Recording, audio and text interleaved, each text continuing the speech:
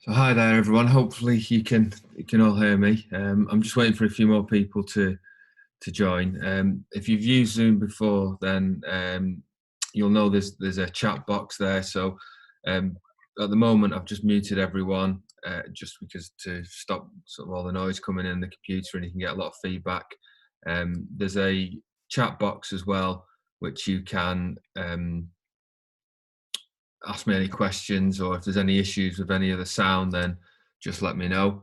Um, I'm a bit new to the whole Zoom as well myself, so I'm still learning on it, but I've got the basics. So if anyone has got any problems with hearing me or anything, just either raise your hand on mute through the chat box, or just type in the chat box. So I've got people joining now. What I'll do today is I've just set up a poll just to get an experience of get a view of how people have been using Zero, see how much experience you've got. It is a very basic training course on Zero. What I'll be going through today is really a lot of just the very basics of processing bank transactions and how to get your reports. I'll also be doing a question and answer as well. So I think the presentation will take about 20 minutes, half an hour maximum, and then we can leave the rest of the webinar, which is only scheduled for an hour, just to answer any specific questions that people have on Zero. What I've got here, so I'm just asking a question here about the webinar. Yes, I am recording it, so I will put a record. I'll send a recording out to everyone by email. There's a question and answer box. So if you're in Zoom, if you look at the panel, there's something saying Q&A. So you can ask questions now. I won't answer them straight away. I'll answer them in the Q&A section. So for now, what I'll do is I'm just looking at the poll now, and it says a lot of people have got no experience, which is perfect because this is what this Zero training seminar is for. I've got a few people still waiting to join, so I'm just going to give it a minute or so to allow people to join in, because there's quite a few people register on this, over 20. So there's only 6 at the moment, so there's a few people that maybe have not logged on.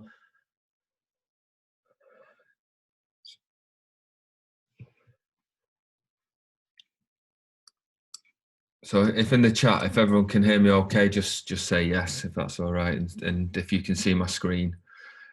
At the moment, you should see just my website, but what you'll see as well now, I'll just flick over to the Zero demo company.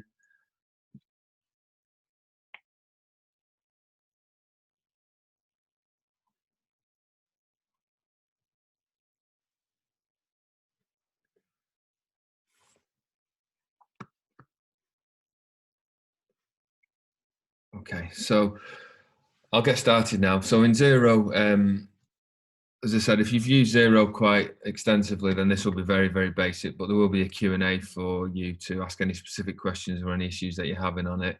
In terms of Zero, why are we doing this? Well, in light of what's been going on, a lot of businesses, quite a few clients of mine have been applying for these business interruption loans, and what triggered me doing this was that the banks are going to be asking for financial information, so projections, forecasts, but also up-to-date accounts. And for clients that we do the accounts for, we do monthly management accounts, that's not a problem. But we have a lot of clients that we just do quarterly VAT returns or annual accounts, and every single one of our clients is on Zero, but Zero's, if you're on those annual package or quarterly VAT return packages, and Zero's only really updated for those periods. So what we wanted to do is just give people a basic overview of Zero to see if they can bring some of the accounting up to date and show them how to run reports, to be able to present to the bank to show them the financial position of the company. So what I'm going to do first of all is just show you a demo company. I'm going to do this demonstration on a demo company in Zero. The demo company you can find in Zero. when you log in, there'll be an option, or you can just search the for the demo company, and you can play about in here and do, in terms of testing things and trialing things and seeing how things work in here to your heart's content. It's really easy to use and to do, and it's a good tool to be able to practice things before you put them into your live system. Now, in terms of Xero, I'm just going to give you an overview of the screen that you log in. So you've got your dashboard here, which is what you'll see straight away as you log into Xero Business. This is where you can post sales invoices and purchase invoices and do expense claims. Accounting, this is where you can run your reports, and I'll go through all of these individually. I'm just giving you a quick overview. Payroll, if you have payroll, you can do the payroll system on here, but that's not really something I'm going to cover at all today. And these projects, these are all add-ons and into a bit more detail into Xero, which won't be coming today. And contacts is where you add your customers and suppliers. So one of the most important things in Xero to do your bookkeeping is the bank account. So what happens with Xero can link with your bank account and pull in all your bank statements automatically. Some banks will be about 24 hours behind, some are a couple of hours behind. So at worst case, you'll always be a day behind in terms of your bank account. So the first part of this training, I'm just going to go into Xero bank account and just show you how to reconcile bank account items, because to run any of the reports in the accounting, the fundamental thing is that the business bank account is up to date and reconciled. So you'll see in your dashboard, every time you log into Xero, you'll see the first thing is your business bank account. You can edit the layout of your dashboard, but again, that's not really something for today, which I'll cover. So you're going to reconcile items here into Xero. And when you see this screen, you'll see a little video which you can click on to help you if you need that as a reference point. But on here, what you see here is the statement balance, and that's what your bank balance is. And as I said at the beginning, there's some banks that will be 24 hours behind and some maybe a couple of hours. But before you ever go into start reconciliation, it's always a good practice to make sure that your bank statement agrees with what Xero says here. So this section here, 17071, is showing that your bank account has that amount of money in the bank. And the balance in Xero, this is what Xero is saying that your bank account has. So you need to reconcile that. So your balance in Xero is the same as your bank balance. So what it's doing here, on the left-hand side of the screen, this is your live data from your bank. And you have here spent column and received. So money that you spent and money that you received. And on the right-hand side, you have transactions in Xero. Now we'll come on later on how we put transactions into Xero, such as purchase and sales invoices, but they will appear here on your left-hand side. On your right-hand side.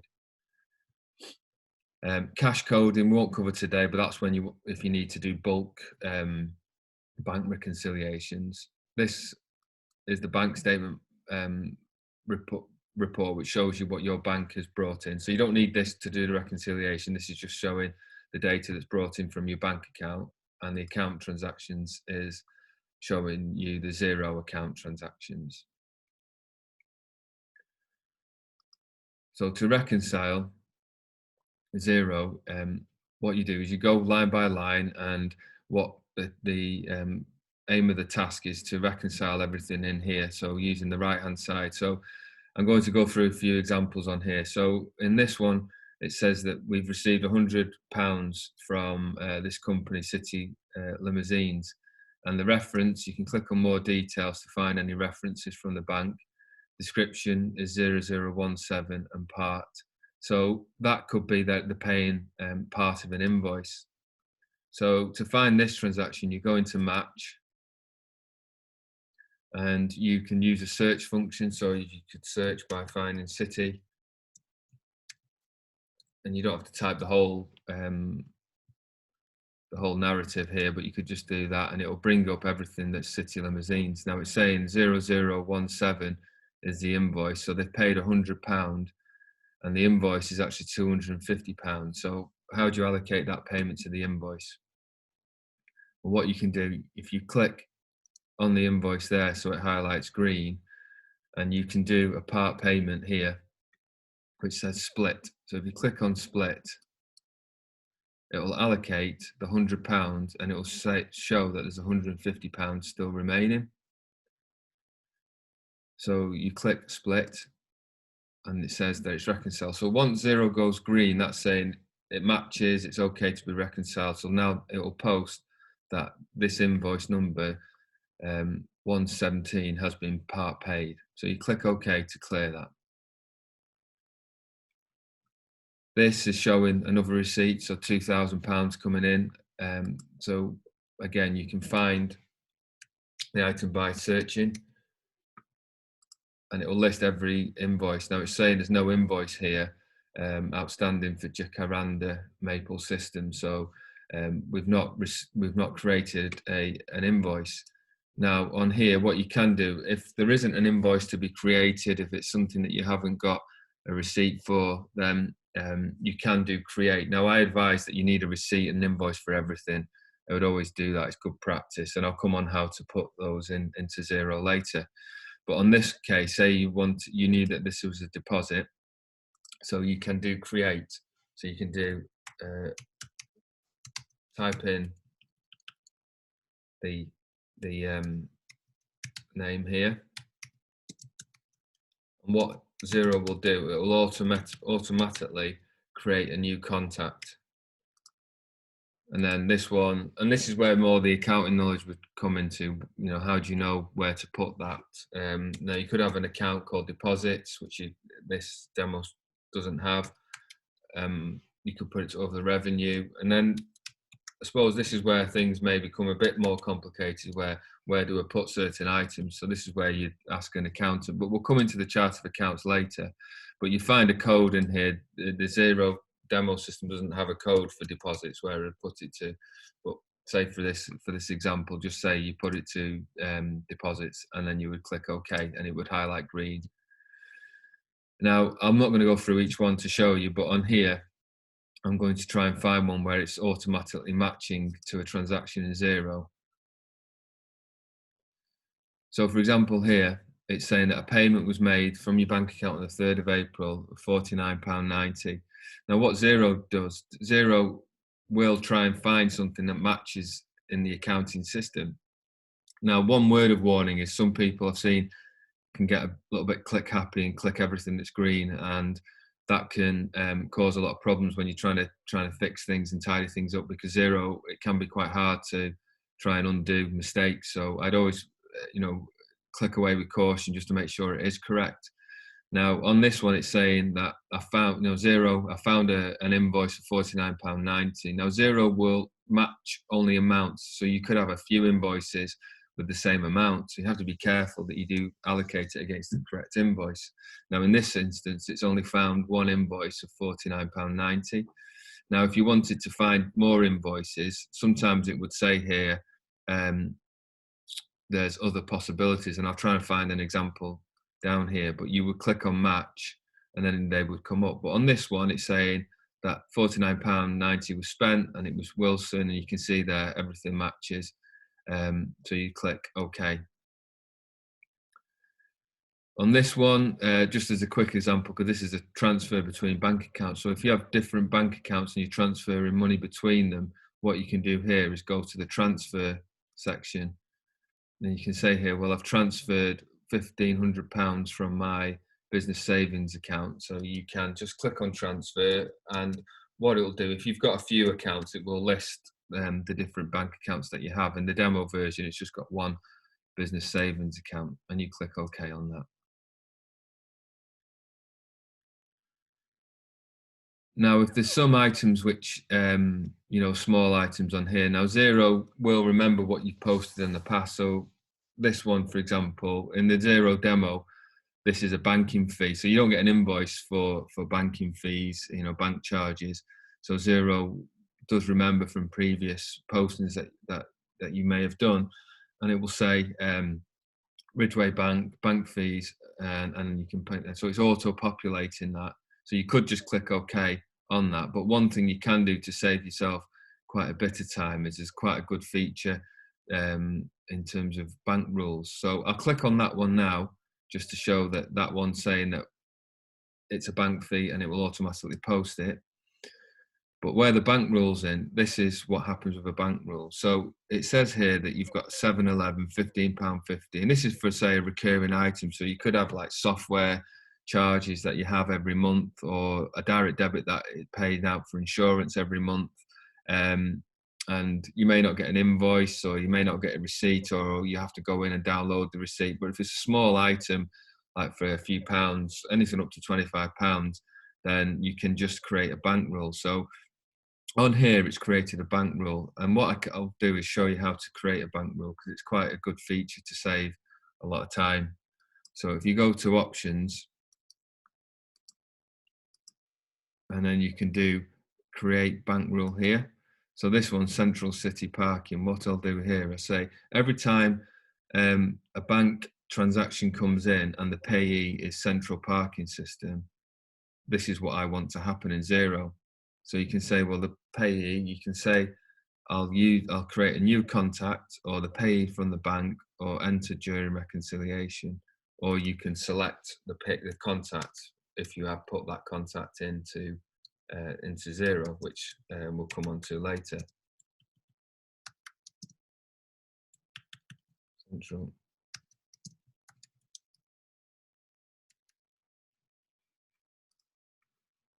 And then you can put what the description is. And you can put if you've got a code for travel or parking. And if you know there's VAT on that, you can leave that. And it auto-populates, and the rule is on this bank account. And you give the rule a title, and it auto-populates, but you can change that to whatever you want it to be. And then you click save. And what you'll see now, when you come to that transaction, you see it's saying apply rule, and you just click OK. Now, if it's not that, you just click don't apply rule, and it will let you it'll come back to this screen here where you can just create the transaction. But if you go here, say Central City Parking, you click OK, that's reconciled. And you can see there, it's done it again. I've got another £12, right? Okay, that saves me a bit of time. I can click away on that. I can click and reconcile that one. And again, there it's showing an invoice coming in, so you could click away. So that's really it on the bank rec. So it's just making sure that everything's reconciled. I'm not going to reconcile every single item here because there's quite a lot, and this is a demo company. But once you've done all the bank reconciliation, then your accounts are pretty much ready to go from a basic point of view in terms of running profit and loss and balance sheet. So the bank reconciliation is the most important function of Xero, and making sure you have this this up to date.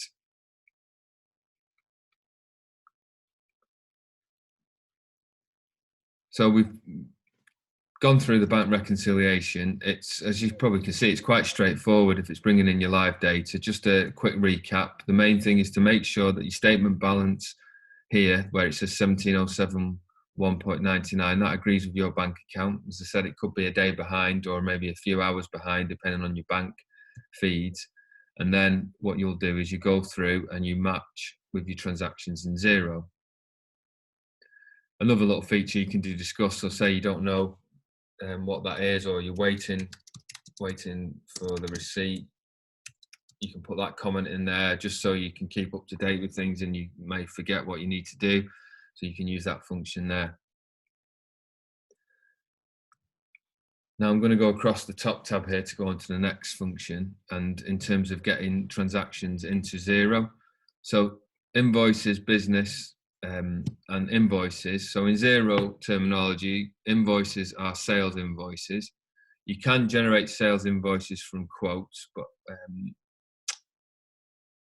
don't think that, I'm not going to go through that because that's probably another level of training. I'll give you an overview. I'll give you a quick quick session on how to look at the sales overview. Bills to pay in Xero language, that's purchase invoices. So anything that you're paying out. And again, I won't go through the purchase order system. And then expense claims. I'm not going to go through that today either because that's a separate module which would need a separate session on that. But the main focus for today is just how to do a sales invoice and how to do a purchase invoice so that they appear here on the right hand side of your bank reconciliation. So if you go into business, go into invoices. And just a quick overview of this screen. So you'll have all your invoices here. You can sort them, saying that some are draft invoices, ones that are waiting for approval, ones that are waiting for payment, and paid invoices, and repeating invoices. So I'll show you how to do repeating invoices too. So to do a new invoice, this tab here where it says new invoice, you've got a drop down menu and you can do a new invoice, a new repeating invoice, or if you've got a template set up, you can just add to a contact group. But we'll get, again, we won't go into this bottom section. We're just going to look at these two. So to do a new invoice, you just click on new invoice and you can select a contact. And I know I've not come on to contacts yet, and I'll come on to that next. But you can see all your contacts here. So if you say this one's going to be for ABC Furniture, you can just start typing in 0 and it'll bring up contacts which you've already got. If you wanted to add a new contact, you can do it in this screen to save you having to go in and out of two screens. So you go here to ABC Furniture, select the date of the invoice, the due date. You can say, well, it's going to be 30 days. You can set a default due date, so you don't need to select that all the time, but I'll show you that when we set up a new contact. The invoice number is an automated invoice number which Xero will generate, but you can change your settings if you wanted to change the format of your invoicing number. Again, I won't be showing that today, but if you need to know how to do that, then just let me know. Reference would be any other references, such as, say, if you had a purchase order which you had to quote for a customer. You can set up different types of branding and invoice, and you could select these. You can select which one you want. Again, I'm not going to be going into branding of invoices in this session. And you can attach things here. So on this button, you click that and you can upload files. Say, for example, you need to send the purchase order with the invoice, or any timesheets or any other documentation that needs to go with the invoice that the client wants to see. So you can have different currencies if you needed to. So you can add your currency if it was euros or US dollars or any other currency that you invoice. You can add them here. For this demo, it's just using pounds. So you can go into description. Don't need to worry about item here. This is for when you're using stock inventory management system in Xero, which isn't the best. So I wouldn't advise to use that. If you want some recommendations on stock management, if that is a thing that you would use, then you can drop me a line about that, and I'll advise you on what the best sort of software and add-ons into Xero are.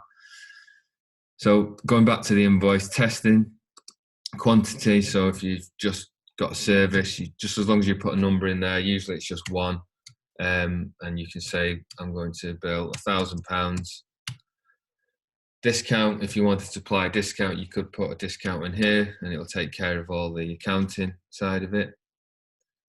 Sales, so your account is the account code in Xero, so you can select, and you can have lots of different sales. So if you've got different services or different products, you can add new accounts here, so you can keep track of the different types of services and sales which you make. And then if you're VAT registered, it will say it will automatically populate with 20% VAT on income. If you're not VAT registered, it'll give the option of no. It'll just say no VAT. But if you were, say, invoicing to someone overseas and you wanted to change that because there's no VAT, anything outside the EU, then you can just select down there and it gives you the different options of VAT. Now, your business, if you're in building trade, you may only charge 5% to sort of new house building, or wherever, sort of 5% VAT. But you can select whichever VAT income that you want to, that's applicable for you. So if you were to invoice outside of the UK and the EU, then you would select no VAT. If you are invoicing to the EU, then you have to use Xero rated EC goods income or Xero rated EC services. I won't explain too much about them. Again, that was something maybe if you've got a particular requirement, you could just ask me about, and I'll help you with what to do on that function if you are invoicing outside the UK. But for this purpose, we're just going to have VAT and income. In here it says region, and what this feature is setting up tracking codes. So this is something that you can tailor to your requirements. In the demo company, it's got region because they're tracking sales by north, south, west coast. Now you can tailor that any way you want, that you wanted to track your sales. So if you wanted to track by, say, department, or if you wanted to track by region or subsidiary, or anything you want to do, you can tailor that yourself. And then what you can do in the reporting section, you can run reports. So if I wanted to run a report in this case for all sales to the north region, then I'll run a profit and loss report, and I can select the filter, and I'll show you how to do that later. So once you're happy with that invoice, or if you've got lots more lines, you can select here and add 20 more lines. You can add more lines if your invoicing needs to have that. But if you're okay with that and everything's good to go, then you simply click approve.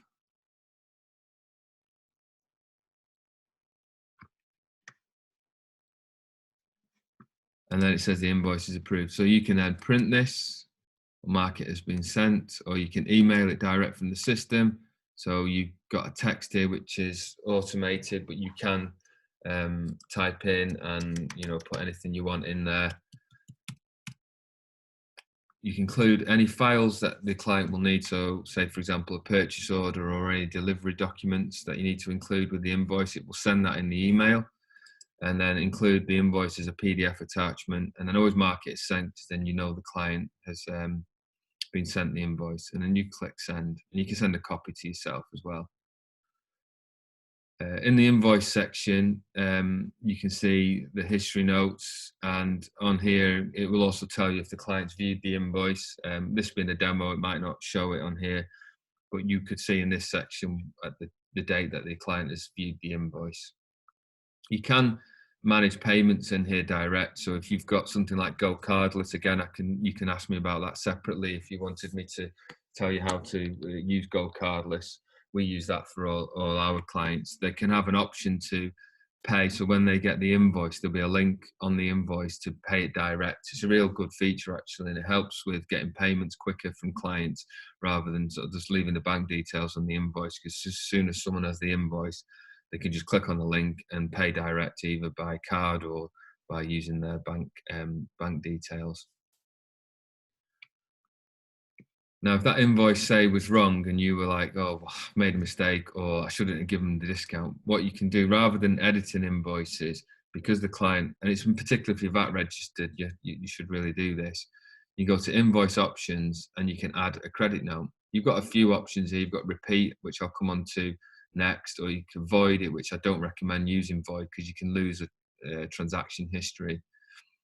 Copy to, if you wanted to do the same invoice again to the same supplier, or maybe for a different amount, you can just copy to save you typing in all the details again. But for this part, I was just going to show you how to do a credit note. So you add a credit note, and you're saying, well, the invoice, I should have given £50 more discount, say, for example. So what you can say here, you can just edit and say a further discount. The date, it will auto populate the date, and then you can have that credit. And then what it'll do, it'll knock £50 off that invoice. So if you go to approve,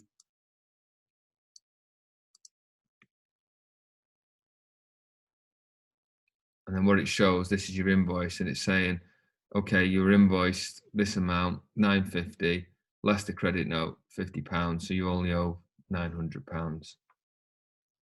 If you wanted to credit note in full, you just add a credit note, and again, it will populate the amount that's outstanding automatically, and you can just say approve, and it'll get rid of the whole invoice. So to set up a repeating invoice, you go to invoices again, and repeating invoices are useful if you've got a subscription model business, or if you're going to be invoicing your client every month for the same amount, then you can do a new repeating invoice, and then it will automatically send that invoice out on a day that you specify. So you can say every month. So you look at, when you click on new repeating invoice, you see this screen, and you can go repeat this transaction every month or every week. The invoice date, so I want to repeat this on the 30th. The due date, if you say it's 7 days after the invoice date, you can choose the different option here, but usually it's after the invoice date. If you know you're only going to do it for 3 months, you can select an end date to say, well, I'm only going to do this up to June, so it won't create a repeated invoice after June. You can do this as a save as a draft, approve, or approve for sending. Now, what this means is you can save, it will appear as a draft invoice, so it won't send it directly to the client. It will sit in draft for you to review, to say, yes, I'm happy with that, and you can send it. Or you can approve it, so it actually it's approved and it's in your books, but it's not gone to the client. Or you can approve it directly, so it will send it automatically every month on the date that you specify to the client. So you can go to approve for sending. You select your client, put in any reference that they need.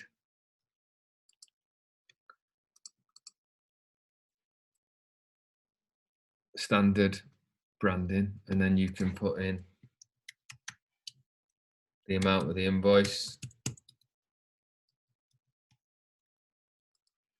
Same detail as I've just shown you on creating an invoice.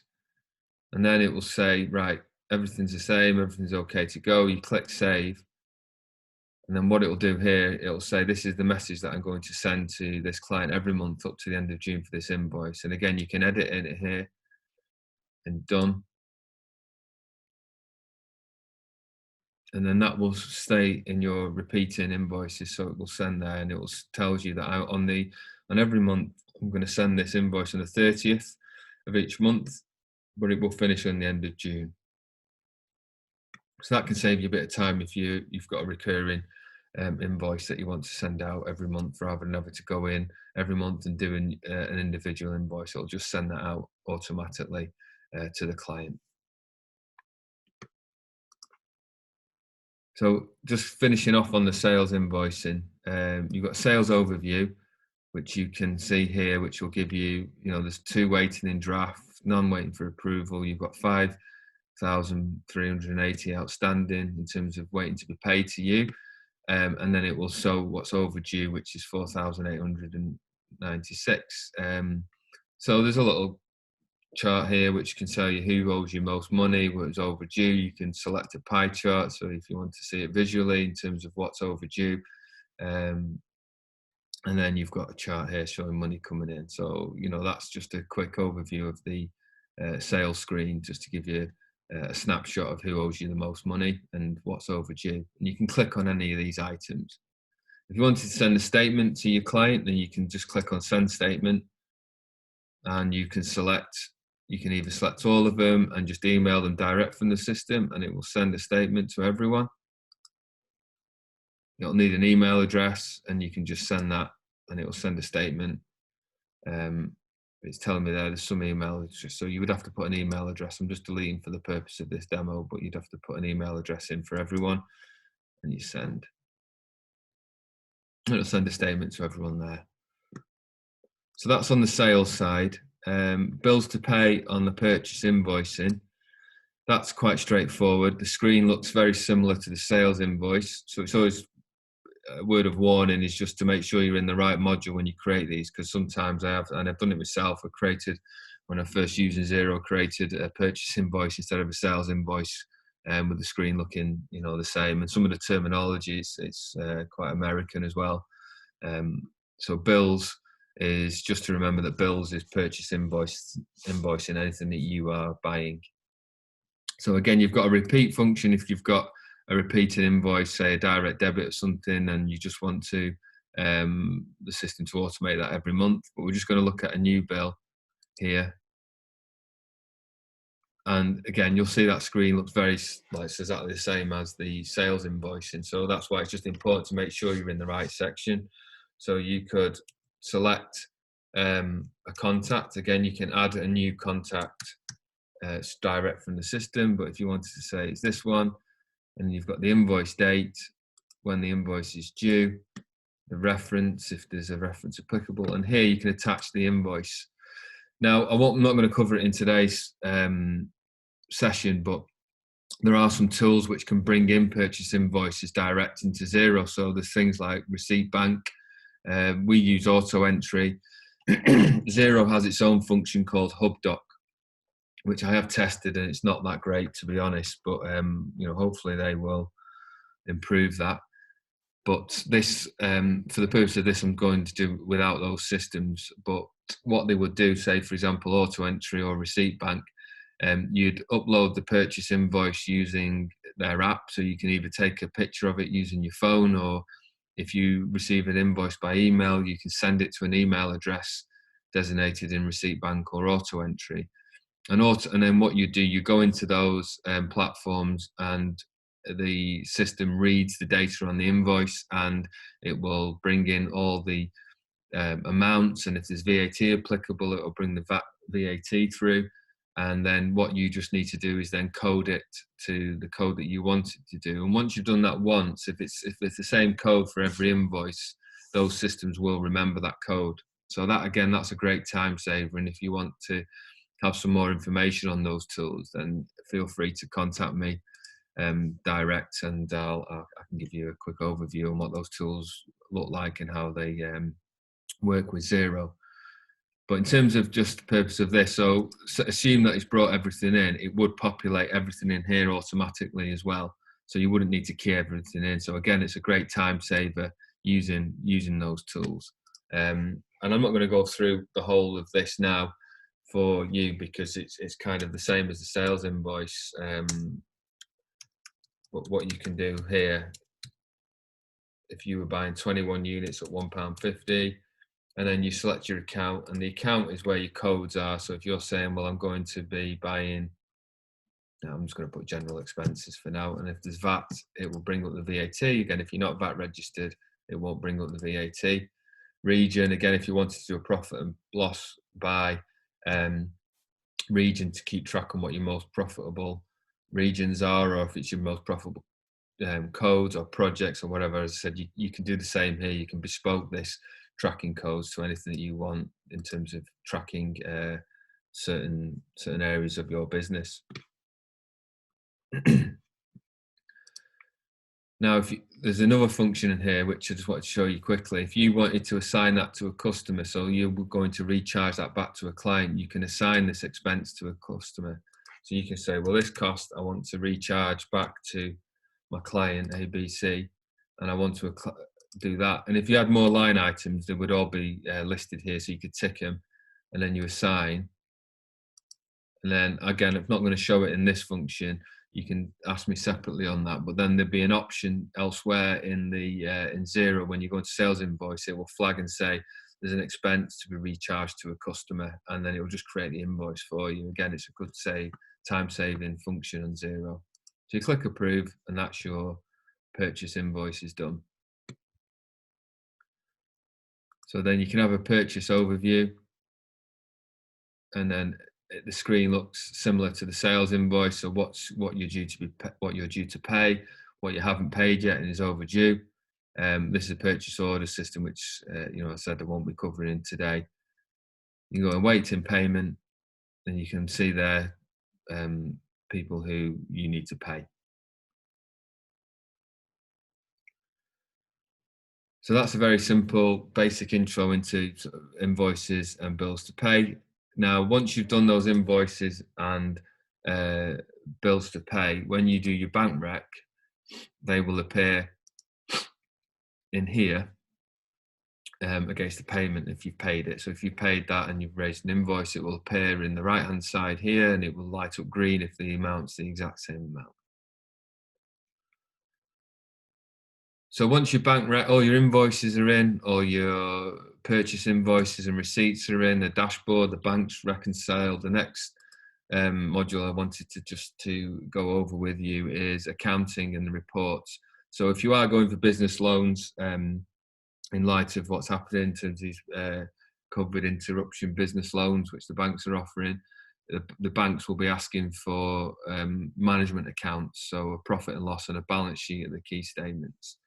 So these are these are highlighted in here because they're favorites, so you can select a favorite, so it always appears in this menu. But all the reports are in here. And when you look at that, you can just click on the star to say that report will appear in this function now, in this table. So it's just a shortcut to it. So I'm not going to go through every single report on this presentation. All I'm going to do is cover the main reports, which you'll need, not just for the bank, just for your own purposes as well, really, just in terms of running your business. Because Xero, the advantage of Xero is if you keep everything up to date in the banking and the purchase invoice and the sales invoices, then you've got real-time information and you can then get a good picture of the position of your business financially. So you have different reports, financial reports. So if I'm going to show you how to run a profit and loss report, so you can go in here, and there's two versions of the profit and loss report. Xero says new. I mean, it's been there for over a year now, so it's not that new. But then you have another profit and loss report here. I'm just going to show this one where it's highlighted because that is the easiest one to navigate and use. So you click on profit and loss report. Now the caveat here is this will only be accurate if your bank is reconciled and all your sales invoices and all your purchase invoices. So don't rely on updating and running this report because it will give you wrong information if your bank is not reconciled and all your sales invoices and purchase invoices are not in. So taking you quickly over the profit and loss report, you can select your current financial year. You can do this month, this quarter, last month, last financial year, month to date. You can also custom it. So if you just want to see a certain week, for example, you can just select the dates that you want to see. So we're going to look at, say, last month. So it shows me March, and you would click update. Now, report settings, if you click on there, it will give you some other things that you can do and see in the profit and loss. So if you wanted to compare with, say, February, you could say, I want to compare with the previous period. So one is counting back from the month that you've selected here, last month. So I'm going to see April. Accounting basis, there's not really a quick way to explain this, but accrual and cash, the fundamentals of accounting, and I can't really go through what those in the time that we've got to explain those. Then this function where I said about tracking, so it's saying region. So I could say I want to see a report just for my North region. So I can click on North, click update, and it runs a report here, and it says, well, my total sales for that region were 451. I've got no costs associated with it, so my profit's there. To clear that, you just go on there and click all, so you can see the whole business, and you've got a profit and loss account here, which then shows you your current turnover and what you did last month. And as I said, in the report settings, you can go back as many periods as you want to compare. There's lots of good reporting tools and add-ons into Xero. So what we do at RGF, we have some tools which give you a greater analysis into the system. It's all linked with Xero. Things like Sift and Fathom, these are good apps, and they give you a lot more information. This is just a basic P&L report, but for these, business interruption loans and just a basic overview of your business, they're good enough. But if you wanted to, I've drilled down into more detail, then again, you can reach out to me and I can have a discussion with that about that. In Xero, you can click into any item to see the details. So if you want to see, well, why have I spent 7,000 on advertising and marketing, you can click on that. And what it'll do here is it'll then show you all the transactions that are attributable to advertising and marketing. And if you want to go detail, you can again click on that to see the detail and what that invoice is relating to. So again, you can navigate by going back. So that's your profit and loss, or your income statement. And you can export that into PDF or Excel or Google Sheets. The next key report was the balance sheet. Again, you can have a play about with a lot of these reports, but balance sheet is an important one that the bank will want. And again, all you do is you can click on balance sheet, and similar to the profit and loss, you can do it by region if you wanted to. but you can see your balance sheet date range. So you can select here if you want it end of the financial year, if you want it as of today, and you can update, and it'll give you your balance sheet here.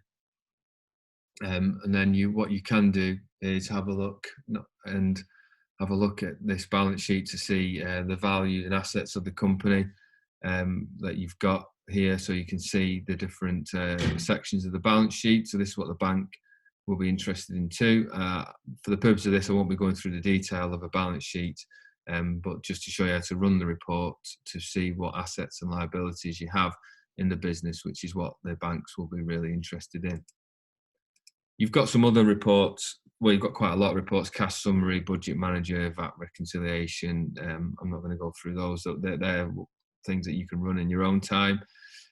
Just finally, 2 more reports. Age receivables. This is who owes you money. So again, the bank does need to be up to date to have an accurate picture of who owes you money. So you go to age receivables, which is listing everyone that owes you money.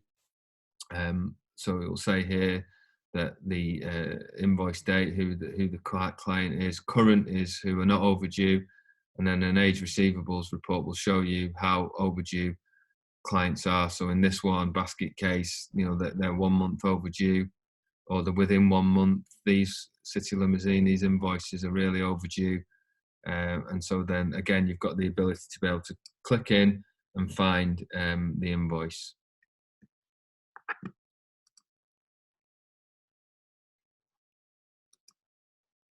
And it's exactly the same for the accounts payable. So you can go to the accounts payable, which is in the purchases section here.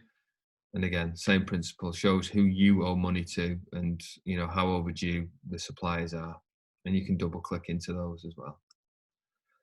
So they're the main reports, and that's what the banks probably will want. Well, not probably, will want them. They'll want to see your profit and loss balance sheet, who owes you money and who you owe money to. Now, very quickly, I was going to show you how to do a contact in terms of customers and suppliers. The customers and suppliers are exactly the same.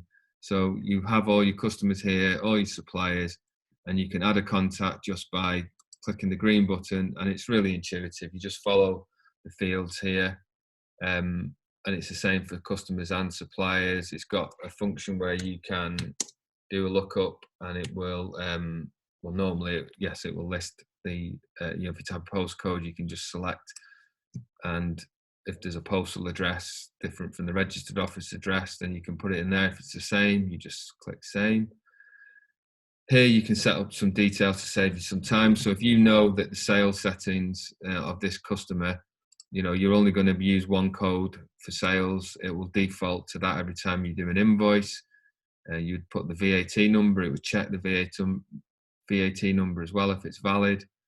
The company registration number, again, you can go through, and then in terms of invoices, you can set a default payment due date. So you can say 30 days after the invoice date, and then that will automatically populate when you raise a sales invoice.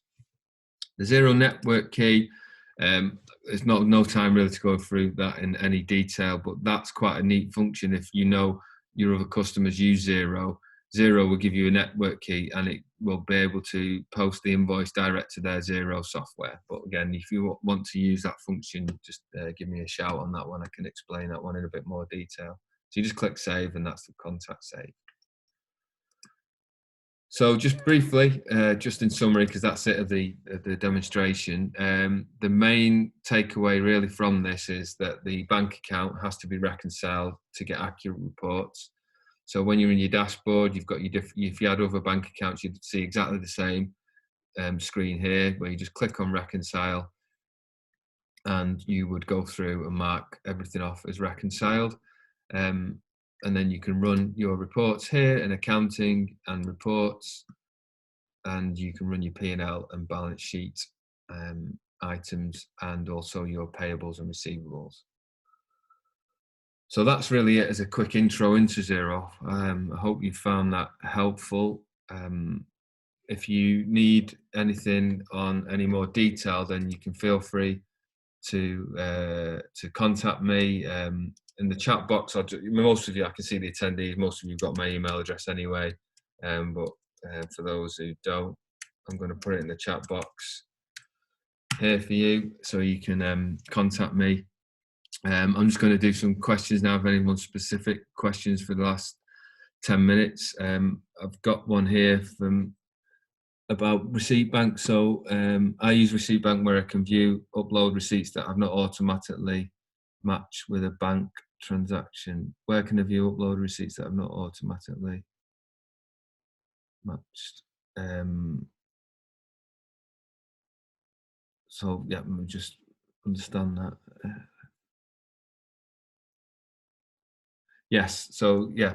So in answer to that question about Receipt Bank and upload the receipts that have not automatically matched with a bank transaction, you go into the bank rec,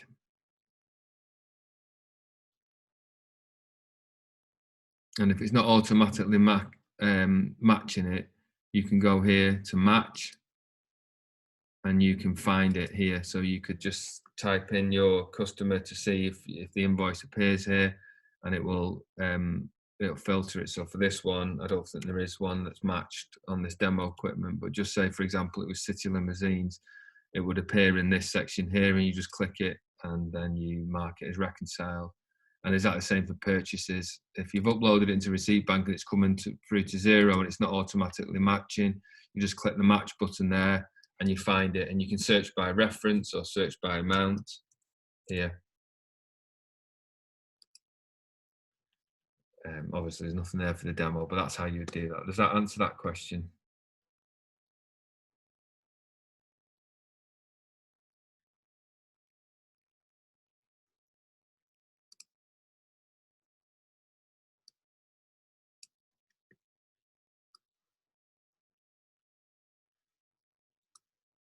Okay, any more questions?